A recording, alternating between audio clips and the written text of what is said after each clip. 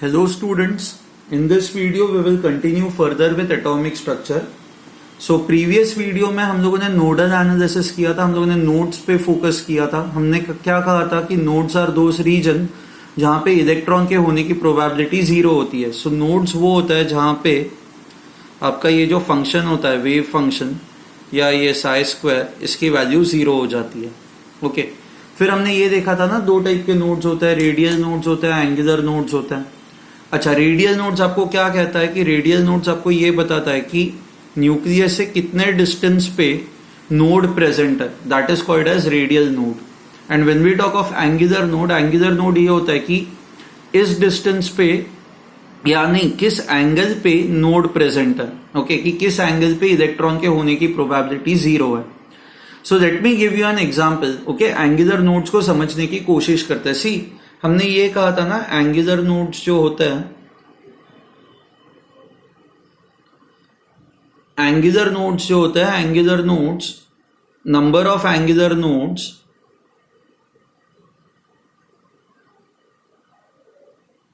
Is simply equal to azimuthal quantum number L.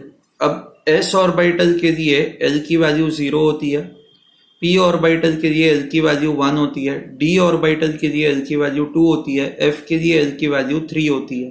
Okay हम लोगों ने एफ ऑर्बिटल के शेप्स नहीं देखे हैं क्योंकि मैंने आपको कहा था कि उनके जो शेप्स होता है वो बहुत ही ज्यादा कॉम्प्लिकेटेड से होता है. Okay fine. नाउ पहले तो एस ऑर्बिटल से स्टार्ट करते. सी एस ऑर्बिटल का जो शेप होता है ना, एस ऑर्बिटल का शेप ऐसा होता है, स्फीयरिकल होता है.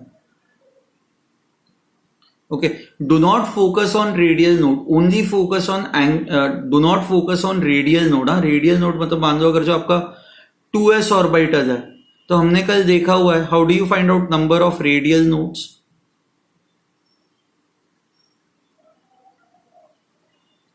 n minus l minus 1. So 2 minus 0 minus 1, this is 1. So basically अगर जो आपका 2s ऑर्बिटल ऐसा है तो कहीं ना कहीं पे बीच में एक नोड प्रेजेंट होगा. तो उस नोड को मैं ऐसे दिखाता हूं. सो यहां पे इलेक्ट्रॉन के होने की प्रोबेबिलिटी जीरो है. ओके ठीक है.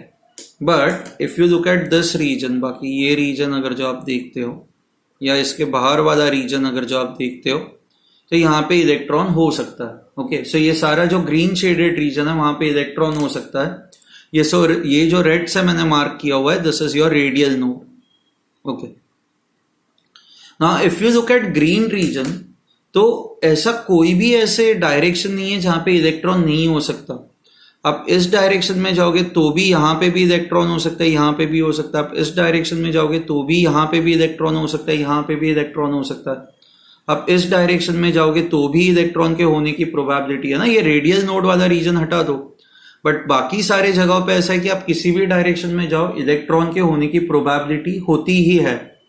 इलेक्ट्रॉन होने की प्रोबेबिलिटी जीरो कहीं नहीं है. किसी एक पर्टिकुलर डायरेक्शन में ऐसा नहीं है कि इलेक्ट्रॉन नहीं पाया जाएगा, ऐसा नहीं है.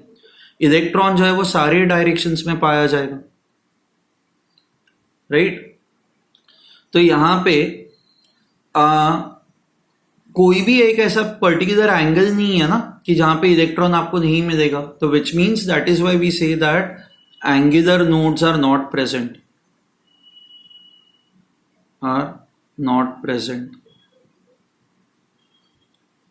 and that is why number of angular nodes are also zero. okay s orbital के लिए number of angular nodes मैं a लिखता हूं. so number of angular nodes is also zero. okay let's go on to the p orbital now. अब p orbital देखते हैं. p orbital के case में कैसा. okay now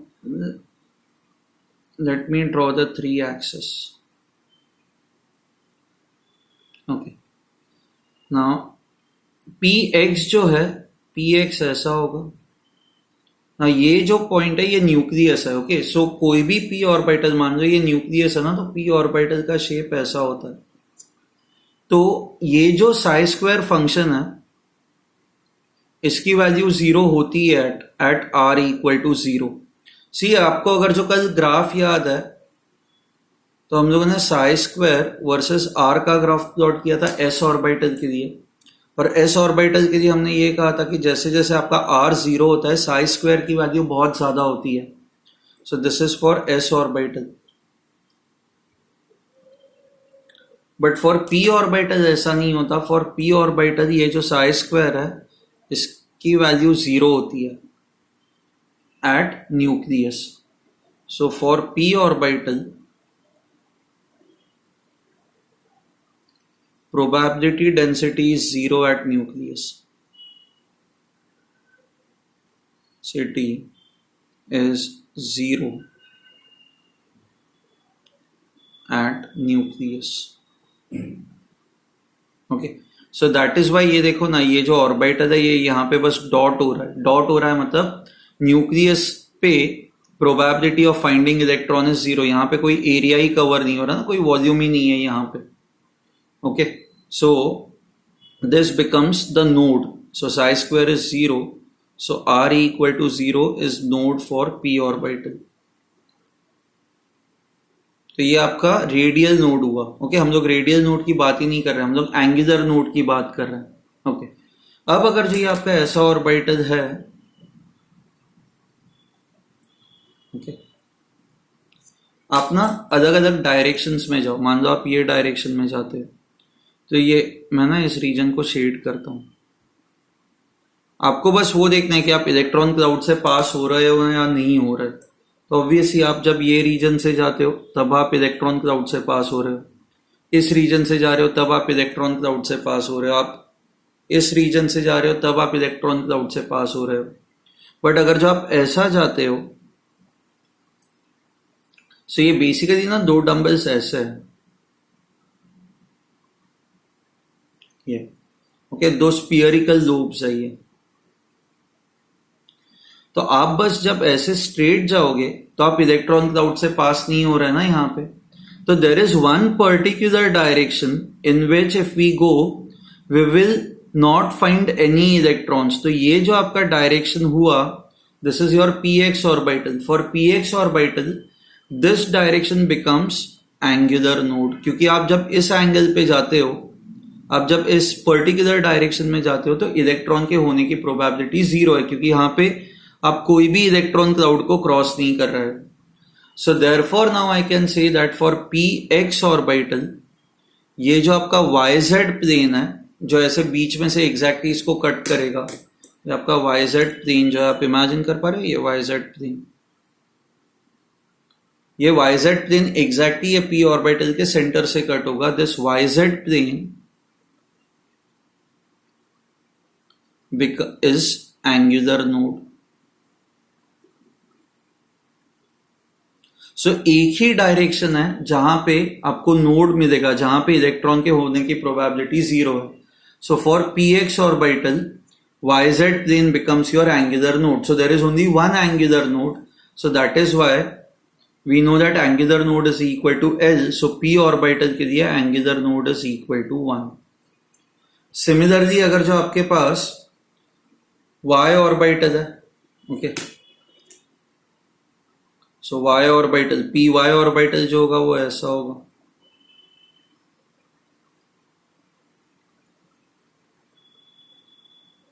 ओके, सो ये जो पी वाई ऑर्बिटल है, तो इसके लिए आप अगर जो ऐसे डायरेक्शन में जाओगे, तो इस डायरेक्शन में आप इलेक्ट्रॉन क्लाउड को क्रॉस नहीं कर रहे हो ना. बाकी किसी भी डायरेक्शन में जाओ तो आप इलेक्ट्रॉन क्लाउड को क्रॉस कर ही रहे हो.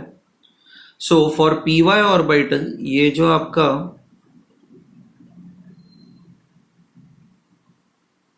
एक्जेड प्लेन है, this becomes a angular node.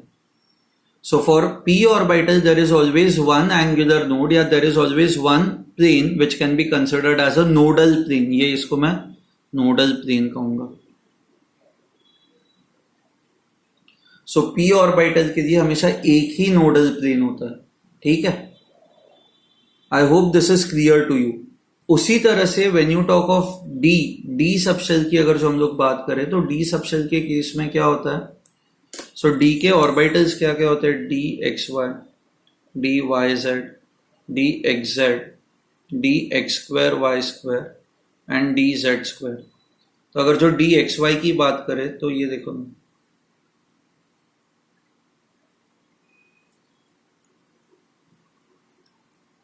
So D x Y is between X and Y axes, तो ये ऐसा होगा, ये ऐसा होगा। So this is your D x Y. अब कौन से डायरेक्शन में आप जाओगे तो आपको इलेक्ट्रॉन क्लाउड नहीं दिखाई देगा। मान लो ये आपका इलेक्ट्रॉन क्लाउड है। So if you go in this direction, there is no electron cloud, and moreover if you go in this direction, there is no electron cloud. तो एक प्लेन तो आपका कौन सा प्लेन होगा, ये x,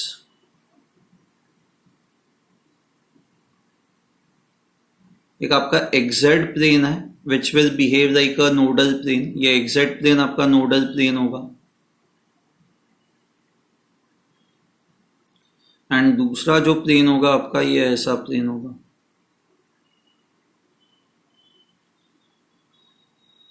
ये जो आपका प्लेन है that is your YZ plane. एक नोडल प्लेन ऐसा होगा, दूसरा नोडल प्लेन ऐसा होगा।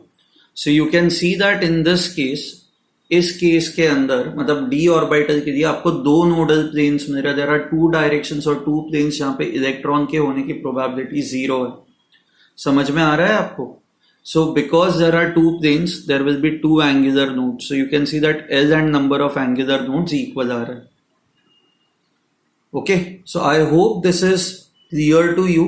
अगर जो आपको एक बड़ा सा वेव फंक्शन दिया जाएगा, सी नॉर्मली इस पार्ट पे क्वेश्चंस कैसे आएंगे, इधर आपको पूछेंगे number of radial nodes and angular nodes, दूसरा आपको ये ग्राफ दिया जाएगा।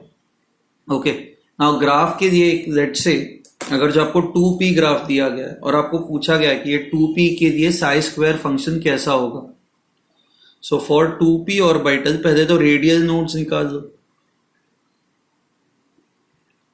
ये रेडियल नोड्स कितने होंगे, n minus L minus 1, n is 2, l is 1, p orbital के लिए l की वैल्यू 1 है -1, so number of radial nodes is 0। तो आपका Sai square function cannot be 0 at any point। Okay, तो आपका जो ग्राफ होगा वो ग्राफ ऐसा होगा, साई स्क्वायर r। हमें पता है कि for p orbital at r equal to 0 psi square की भी वैल्यू 0 होती है, तो ये तो होगा ही, बट इसके बाद फिर आप कहीं पे भी इसको 0 नहीं करोगे। So this is the graph for 2p orbital. For 3p orbital graph क्या होगा, so for 3p orbital, okay, so आप वापस n माइनस एल माइनस 1 करोगे। हम लोग रेडियल नोड्स निकाल रहे हैं, हाँ। So n is 3 minus 1 this is equal to 1, which means कहीं ना कहीं पे you should at least have one radial node. So one radial node है तो मतलब वहां पे साई स्क्वायर की वैल्यू जो है वो 0 हो जाएगी। ये जो आपका ग्राफ होगा ये ऐसा होगा, एक टाइम 0 हो गई, फिर ऐसे कुछ तो आपका ये ग्राफ होगा। So this is one radial node, this is for 3p orbital, this is for 2p orbital, and यहाँ पे एक नोड प्रेजेंट होगा। तो बेसिकली आपको ऐसे ग्राफ्स देंगे और आपको पूछा जाएगा कि ये किसके लिए है, तो आप तो पहले आइडेंटिफाई करना कितने नोड्स है इस ग्राफ के अंदर, जहां जहां पे इसको कंसिडर नहीं करना है, इसको छोड़ के कितने नोड्स है, और जहां जहां पे आपको नोड मिलेगा ना आपको नंबर ऑफ नोड्स काउंट करना है, फिर ये फॉर्मूला लगाना है n minus L minus 1, and जिस भी ऑर्बिटल के लिए ये फॉर्मूला इसके साथ मैच कर जाता है वो आपका ऑर्बिटल सही ऑर्बिटल होगा। सो क्या क्या चीजें पूछ सकते हैं वो, आपको number of radial nodes angular nodes पूछ सकता है, वो आपको ये ग्राफ पूछ सकता है, और they can give you a huge function, एक गंदा सा फंक्शन देंगे और आपको पूछेंगे कि कितने रेडियल नोड्स प्रेजेंट है। So let's do that now. Okay, question कुछ ऐसा होगा, the wave function of 3s electron is given by, so 3s electron के लिए इतना गंदा सा एक वेव फंक्शन दिया हुआ है। अच्छा, and it is given to you that it has a node at r equal to r0, find the relationship between r0 and a0 and r0 पे आपको रिलेशनशिप फाइंड आउट करनी है। सी ये जो वेव फंक्शन है अगर जो it has a node at r equal to r naught, so what can you say? I can say that at node, I can say at a node psi square should be equal to 0 and psi equal should be equal to 0. So ये wave function की value 0 होनी चाहिए. सी ये तो constants हैं, ये constants हैं, and exponential function कभी भी 0 नहीं हो सकता. तो ये 0 नहीं हो सकता, ये 0 नहीं हो सकता, तो 0 बस यही पार्ट हो सकता है ना. सो I can say 27 minus 18 r upon r a naught plus 2 r upon a naught square should be equal to 0, क्योंकि किसी ना किसी को तो 0 होना जरूरी है ना. Now let me write r upon a naught as x. So this is 27 minus 18x plus 2x square. This is equal to 0. तो आपको मिलेगा 2x square minus 18x plus 27 is equal to 0. देखो ये क्वाड्रेटिक इक्वेशन है, इसके कोई factors आप निकाल पा रहे हो या नहीं. 27 2s are 54, 9 6 are 54, 18 3s are x. हम लोग ये फॉर्मूला यूज करते हैं, minus B plus minus B square minus 4ac upon 2a.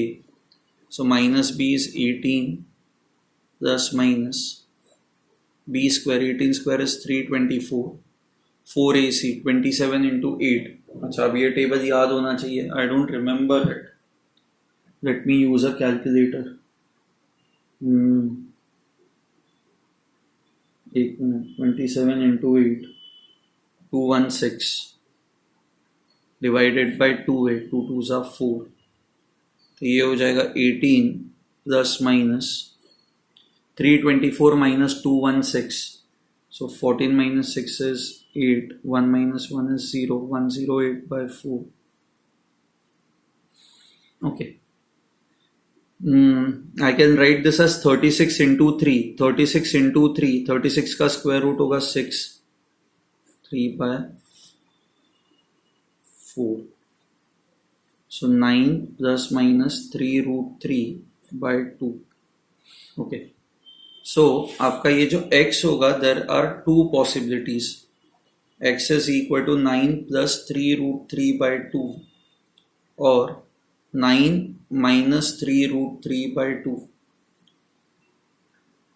Now 3 root 3 की वैल्यू कितनी होती है? root 3 is roughly 1.7. So 3 into 1.7, this is 5.1. 9 minus 5.1. Even this number is positive. This number is positive. एक बार ये check कर लो. Okay. now दोनों numbers आपको positive आ रहा है, विच मीन्स आपको x की दो वैल्यूज आ रही है. ओके. नाउ दो वैल्यूज आना सही है या सही नहीं है, पहले तो वो देखते हैं. सी दो वैल्यूज आ रही है मतलब आपको दो नोड्स आ रहे हैं ना. यू आर गेटिंग, ये न्यूक्लियस है. Let's call this as x1 and this as x2. So पहले तो पहला नोड x1 पे आ रहा है आपको. तो यहाँ पे अगर जो मैं ये छोटा सा रीजन लेता हूँ, तो इस रीजन में आपकी इलेक्ट्रॉन की होने की प्रोबेबिलिटी 0 है. तो this is a node. And दूसरा जो रीजन है दैट इज x2. ये जो डिस्टेंस है दैट इज x2.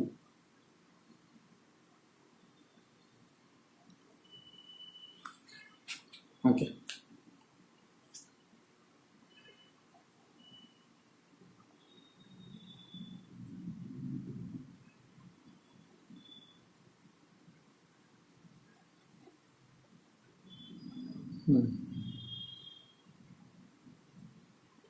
ठीक है. So this is x1, this is x2. So दो नोड्स हमें मिल रहा है, दो radial nodes, two radial nodes. Ideally if we are right और रॉन्ग ये हमें कैसे पता चलेगा? तो ये 3s ऑर्बिटल है ना. नाउ 3s ऑर्बिटल के लिए नंबर ऑफ रेडियल नोड्स कितने होंगे? Number of radial nodes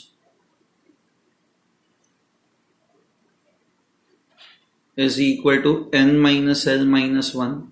n is 3, l is 0, minus 1, 3 minus 1 that is 2. दो रेडियल नोड्स आने चाहिए, minus 1 that is 2. दो रेडियल नोड्स आने चाहिए और आपको दो रेडियल नोड्स आ रहे हैं, मतलब दो x की वैल्यूज आ रही है जहां पे प्रोबेबिलिटी 0 हो रही है, सो दैट इज एब्सोल्युटली फाइन।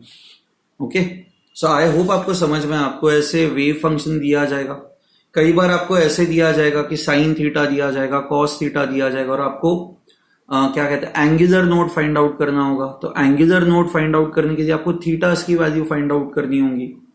तो सेम टेक्निक आप लगाओगे, किसी भी नोड पे साई स्क्वायर की वैल्यू 0 हो जाती है तो आपको ये वेव फंक्शन की वैल्यू को आपको 0 करना है।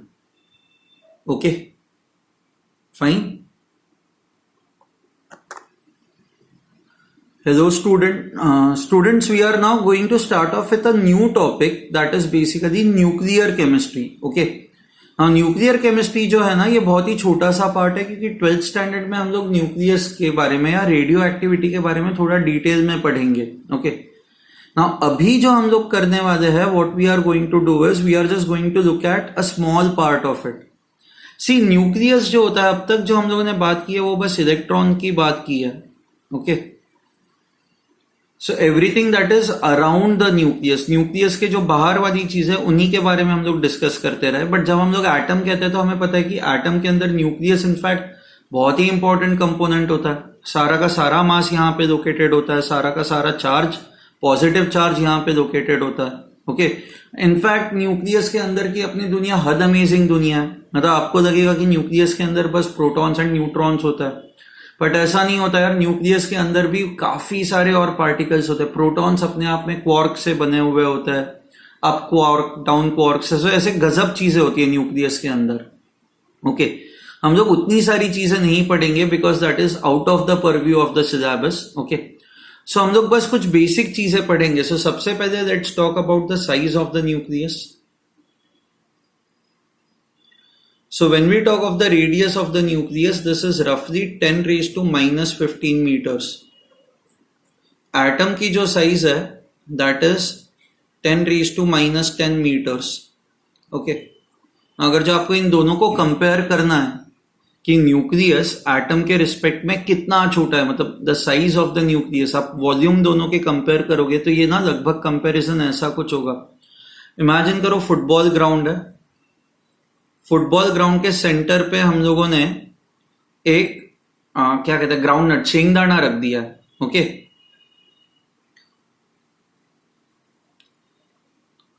वो फुटबॉल फील्ड के कंपैरिजन में वो कितना छोटा होता है, नेग्लिजिबल होता है ना, या इसके कंपैरिजन में फुटबॉल फील्ड तो कितना बड़ा हो गया।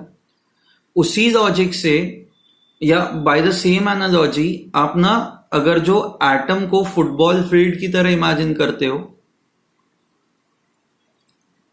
तो न्यूक्लियस जो होता है ना, ये जो न्यूक्लियस होता है, न्यूक्लियस बस उतने बड़े से फुटबॉल फील्ड में बस उसकी साइज इतनी एक छोटे से ग्राउंड नट जितनी होती है। अब आपको समझ में आ रहा है कि दैट इज व्हाई वी से एटम इज ऑलमोस्ट एम्प्टी, क्योंकि सारा का सारा मास तो यहीं पे होता है, तो ये बाकी सारी जगह खाली पड़ी हुई है ना, बस इसमें यहाँ पे छोटे छोटे कुछ कुछ इलेक्ट्रॉन्स है, but otherwise it is empty. अब आप सोचो कि इतने छोटे से एरिया में इतना सारा मास कॉन्सेंट्रेटेड है, तो न्यूक्लियस कितना ज्यादा डेंस होगा। सो density of nucleus is extremely high, very very high. मतलब हाइड्रोजन का ही जो न्यूक्लियस होता है उसकी डेंसिटी करीबन, if I am not wrong, 10 raised to minus 2745, 10 raised to 18, what will I say, 10 raised to 18 kg per meter cube, इतनी ज्यादा इसकी डेंसिटी होगी। Okay, so density of the nucleus is very very high, nucleus is very dense. अब if I ask you किस चीज पे nucleus की size depend करेगी, तो आप यही बोलोगे ना कि न्यूक्लियस के अंदर इवेंचुअली हमें भरना है प्रोटॉन्स एंड न्यूट्रॉन्स, एंड जितने ज्यादा प्रोटॉन्स एंड न्यूट्रॉन्स भरेंगे उतना आपको न्यूक्लियस बड़ा चाहिए होगा, क्योंकि आपको इनको प्रोटॉन्स एंड न्यूट्रॉन्स को न्यूक्लियस के अंदर फिट करना है।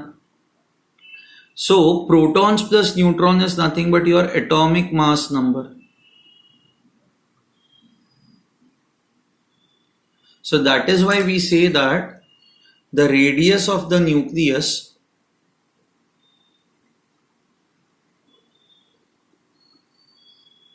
is directly proportional to or depends upon atomic mass number.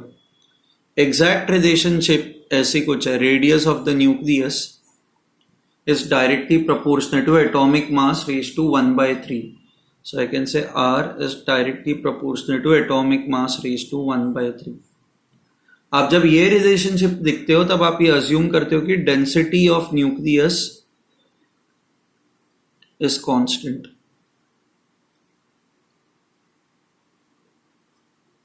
For all elements.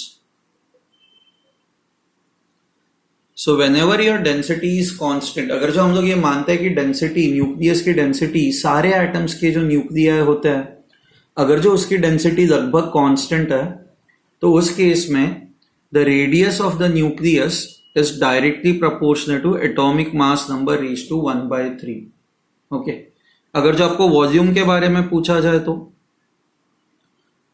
आप दोनों साइड पे क्यूब करो, क्योंकि volume is equal to 4/3 pi r cube. So volume is directly proportional to A, atomic mass number. ठीक है. अब ना सारे न्यूक्लिया स्टेबल होते हैं ऐसा नहीं है. सी इनफैक्ट न्यूक्लिया अनस्टेबल होता है, यही यूनिवर्स के अंदर ऐसे एनर्जी का सबसे बड़ा सोर्स होता है. So instability of nucleus is the biggest source of energy.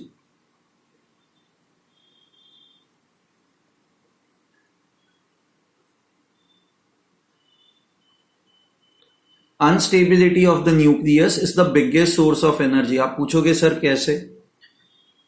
तो दो टाइप के प्रोसेसेस होते हैं, nuclear fusion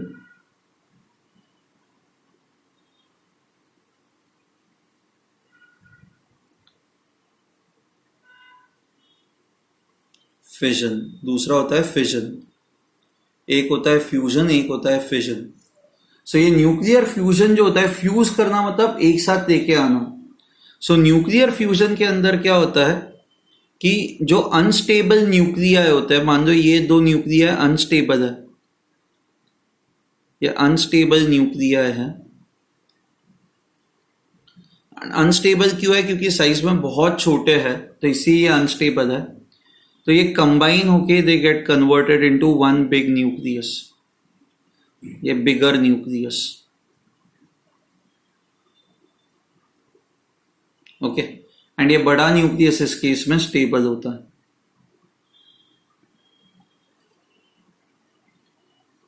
okay. So two small nuclei combine together to form a bigger nucleus. Okay. So this is your nuclear fusion. And इस process में बहुत ज्यादा energy release होती है.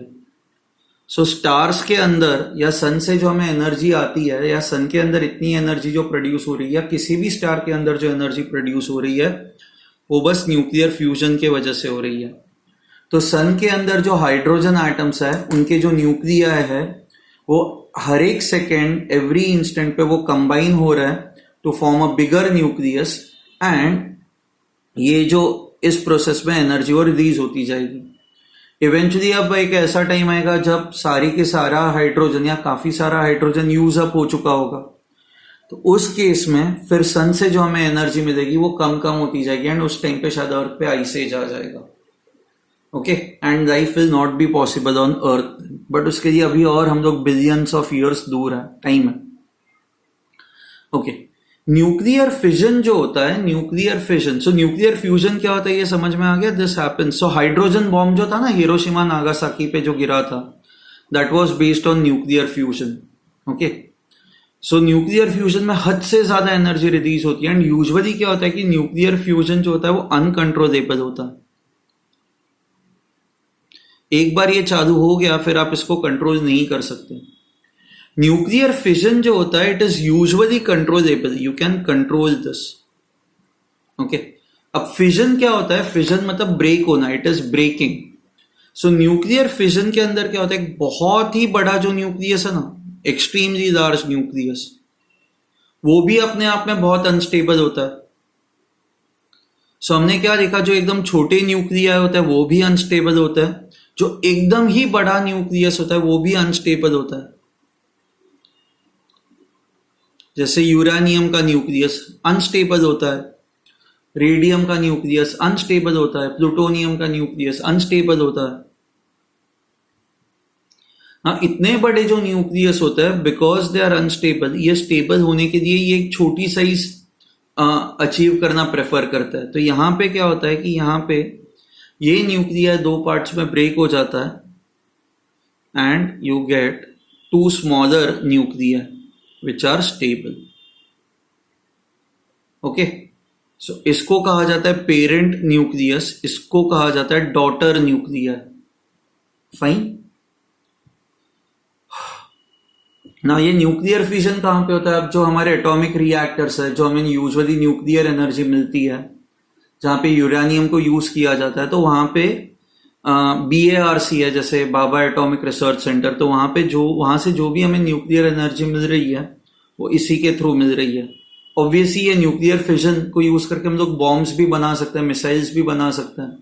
तो आप न्यूक्लियर फिजन को अनकंट्रोलेबल भी बना सकते हो, बट न्यूक्लियर फिजन को यूजुअली हम लोग कंट्रोल कर सकते हैं। अगर जो आपको न्यूक्लियर फिजन से एनर्जी चाहिए बस डे टू डे पर्पसेस के लिए, तो हम लोग कंट्रोल्ड न्यूक्लियर फिजन करेंगे।